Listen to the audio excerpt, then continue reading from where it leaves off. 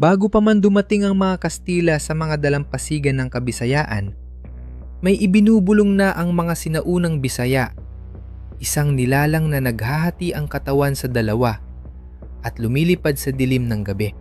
Sa isla ng Panay, isang matandang pinuno ang nagkwento ng isang may pakpak na anino na naglalayag sa ibabaw ng mga bahay kubo. Ang ibabang bahagi ng katawan nito ay naiwang nakatayo sa kagubatan. Walang buhay, naghihintay. Kumilos agad ang mga nayon. Nilagyan nila ng asin, bawang at abo ang naiwan nitong ibabang katawan.